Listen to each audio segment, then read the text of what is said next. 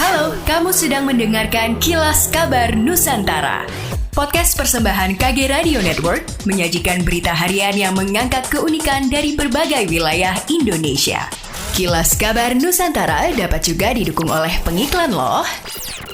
Dengarkan percakapan Wisnu Nugroho, jurnalis dan pemimpin redaksi Kompas.com dengan tokoh-tokoh yang menggulati hidup dengan gigih, serta kisah tentang pengalaman berkesadaran yang menggugah hati.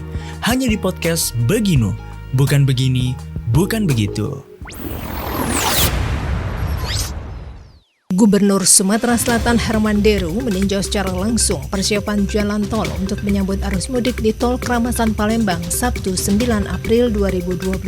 Menurut Herman Deru, hal ini perlu dicermati, jangan sampai animo tinggi tapi kesiapan infrastrukturnya belum matang. Sementara itu, Direktur Teknik dan Pengelola PT Waskita Sriwijaya Tol, Sudirman, mengatakan untuk persiapan arus mudik di Tol Kramasan sudah 80% dan semua persiapan harus selesai H-15. Sudah siap menyambut para pemudik. Sementara untuk prediksi arus mudik akan terjadi lonjakan pada H-2 dan arus balik mulai H+2. PT Pelabuhan Indonesia Regional 4 Makassar memprediksi arus penumpang kapal laut saat mudik Lebaran 2022 nanti naik 10%. Regional Head 4 PT Pelindo Dwi Rahmat Tato mengatakan kenaikan angka penumpang kapal laut itu dipengaruhi oleh longgarnya aturan mudik setelah sebelumnya masyarakat sempat dilarang mudik dalam 2 tahun terakhir akibat pandemi COVID-19. Kini Satgas Penanganan COVID-19 membolehkan masyarakat mudik meskipun dengan syarat dan ketentuan yang berlaku. Karena itu pihaknya kini mulai mempersiapkan fasilitas baik pelabuhan, kapal maupun sumber daya manusia untuk menyambut arus mudik. Kualitas layanan penumpang ditingkatkan sesuai dengan standar kenyamanan. Tidak hanya di pelabuhan, kenaikan jumlah penumpang juga diproyeksi terjadi di Bandara Internasional Sultan Hasanuddin tahun ini. Stakeholder Relation Manager Bandara Internasional Sultan Hasanuddin Makassar, Iwan Risdianto mengatakan penerapan aturan bebas antigen dan PCR bagi pelaku perjalanan dalam negeri atau PPDN membuat jumlah penumpang naik sebesar 20%. Iwan menuturkan sejak penerapan aturan tersebut, kenaikan jumlah penumpang sudah mulai terlihat. Ia mengaku saat ini rata-rata jumlah penumpang di Bandara Sultan Hasanuddin sekitar 25.000 orang.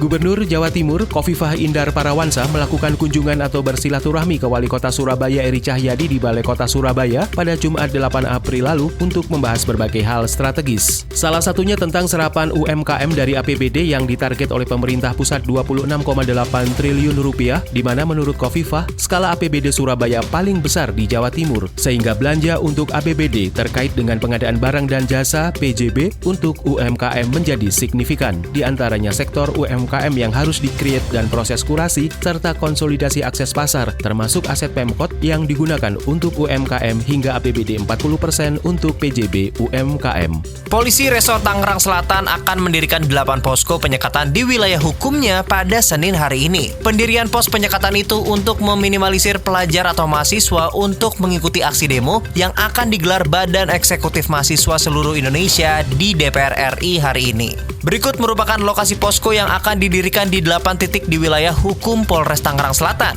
Yang pertama, kawasan Sandratex Ciputa Timur. Kedua, Jalan RE Marta Dinata Pamulang. Ketiga, Perempatan Victor Serpong. 4, Perempatan Gading Serpong. 5, Jalan Raya Bintaro Utama Sektor 3 Pondok Aren. 6, Perempatan Muncul Cisauk. 7, Pertigaan Gumarang Curug. 8, Bawah Kolong Tol Bitung.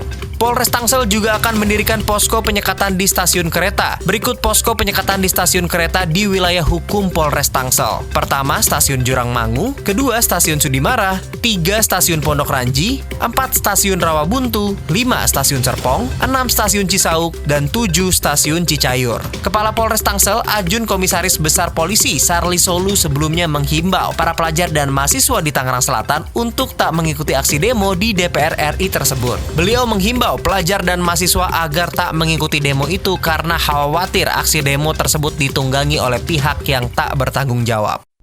Demikianlah Kilas Kabar Nusantara pagi ini.